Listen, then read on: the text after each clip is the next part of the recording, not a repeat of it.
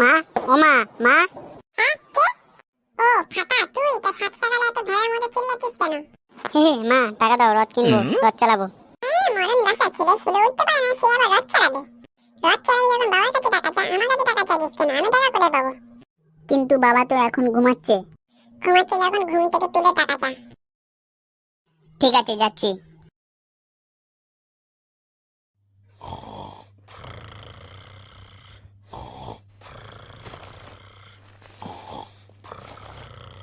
বারো চোদ্দ বাবাটাও পড়ে পড়ে ঘুমাচ্ছে, ডাকলে কি এখন উঠবে বাবাটা? বাবা, ও বাবা। বাবাটা দেখছি সাড়া দিচ্ছে না, কি যে করি। দেখি আরেকবার ডাক দি, বাবা, ও বাবা। লেবড়া চোদ্দ বাবা খাচ্ছে যাচ্ছে, নাকে তেল দিয়ে কুম্ভকর্ণের মধ্যে ঘুমাচ্ছে।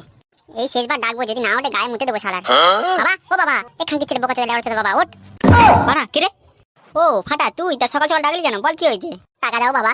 ও চোদন, সকাল সকাল ঘুম থেকে তুলে তুই টাকা চাইতে এলি? তা টাকাটা নিয়ে করবি নাকি? হে বাবা, কদিন পর তো রথ, তাই রথ কেনার জন্য টাকা দাও। বাবা ঘরে নেই নুন, ছেলে বলে আমার মিঠুন। রাতে মা আর দিনে ছেলে, সবাই আমার পয়সায় চুষে যাচ্ছে। দাও না বাবা পয়সা, রথ কিনি। হাট বাঞ্চত, এখন 15 পয়সা করে হবে না, এখন শান্তিতে একটু ঘুমাতে দে। বাড়াটা এসে সকালে ঘুমটাই গান মেরে দিল।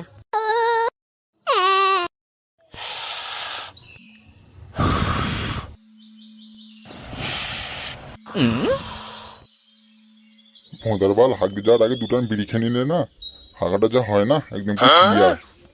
এই বিড়ি মর্ম কি মেয়েরা বুঝবে?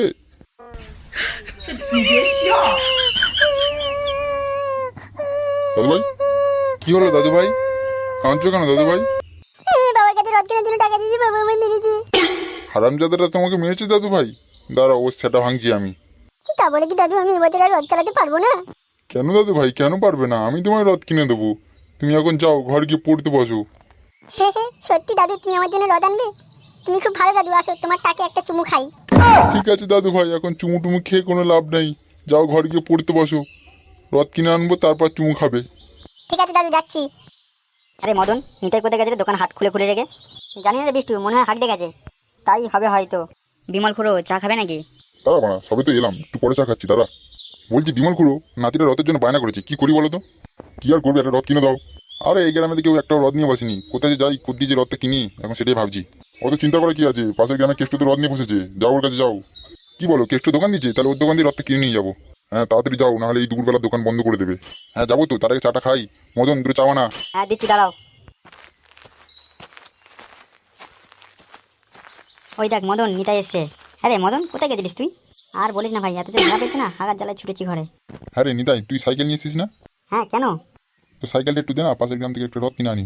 ওই দোকানের সামনে হেলান্দা আছে, যাও গিয়ে নিয়ে এসো। হ্যাঁ ঠিক আছে, যাচ্ছি। ও হাসছই, আমার দাদু রথ কই? হ্যাঁ ঠিক করে তো পড়ছি। ক খ গ ঘ, টুনিকে নিয়ে পালিয়ে চ। 1 2, টুনিকে নিয়ে শুই। দাদু ভাই, ও দাদু ভাই, কোথায় গেলে দাদু ভাই? কি দাদু এসে তুমি? কিন্তু আমার রথ কই? এই তো দাদু ভাই, এই যে দাদু ভাই তোমার রথ। ঠিক আছে দাদু, আমি রথ চালাতে বেরোচ্ছি এক্ষুনি। না একদম না, আগে পড়াশোনা করো, তারপর রথ চালানো হবে। ঠিক আছে দাদু। হ্যাঁ রে মদন, গ্রামে একটা রথ দেখছি না, কোনো ছেলেপেলে রথ নিয়ে বেরোনি নাকি? কি জানি কি হয়েছে, কিন্তু ফুটোর বাবা তো ফুটোর ছেলের জন্য রথ কিনে নিয়ে গেল। তো ফুটোর ছেলে তো বাজারে আসার কথা নাকি? আর বলো না মতন দা, ফুটোর ছেলেটা ফুটোর মধ্যে ঠিক হয়েছে। ও কি বাজারে আসবে? যেখানে পয়সা বেশি হবে সেখানে যাবে। ঠিক বলেছিস রে পল্টু।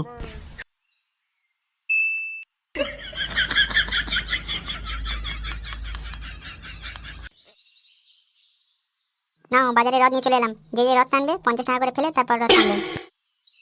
ও ভোদার বাল, এ তো ফুটোর থেকে বড় ডাকাত রে। ফুটো কত বড় পর্যন্ত আমাদের থেকে রথ টানিয়ে 2 টাকা করে নিত, ই শালা 1 লাফে 50 টাকা। এতে দেখছি বিশাল 12 ছেলে তৈরি হয়েছে। রথ টানলে টানো, টেনে পয়সা দাও, নাহলে ছাড়ো, আমি পাশের গ্রামে যাবো। দাদা ফাটা, যাস না, আর কি আর করবো, বছরে একটা বার টানি। হ্যাঁ ফাটা, একটু দাঁড়িয়ে যা। ঠিক আছে, আসো সব জলদি। 100, 200, 300, 400, 500। গান হয়েছে, এইটুকুনি পয়সা দিয়ে এত টাকা হয়ে গেছে। এখন অনেক বাকি আছে গোনা। দেওয়া মনে হচ্ছে অনেক বেশি হবে। দেখি মারা গুনি। 600, 700, 800, 900, 1000, 1200। লেওড়া, রথ ব্যবসা করতে হেভি ইনকাম। ভোলার বার, এই পয়সাগুলো দিয়ে একটা বাইক কিনে নিলে না, তুমি আমার জন্য ফিদা হয়ে যাবে। হ্যাঁ যাই ভাই, স্বপ্ন দেখার সময় ঘরের লোকগুলো যখন টাকা দেয় না, তখনই মাথাটা খেপে যায়। এই পয়সাগুলো একটা ঢোকানোর ব্যবস্থা করতে হবে, নাহলে আমার 12 বাবাটা সব টাকা পয়সা নিয়ে নেবে। বাংলা দাদুর বাংলার বোতলে ভিতরে কি ঢুকিয়ে না, ভাইকে আবার খুঁজেই পাবে না। লেওড়া, দাদুও খুঁজে পাবে না। যাই মানে, পয়সাগুলো এবার লুকিয়ে রাখি। আবার তো উল্টোরাত আসছে, উল্টোরাতে আবার এরকম ব্যবসা হবে। রথ ব্যবসার মতো ব্যবসা হয় নাকি? তখন সবগুলো পয়সা একসাথে জুড়ে একটা ফোন কিনে নেবো, তখন টুনির সাথে ফোনে গল্প করতে পারবো। হ্যাঁ যাচ্ছি, দাঁড়াও।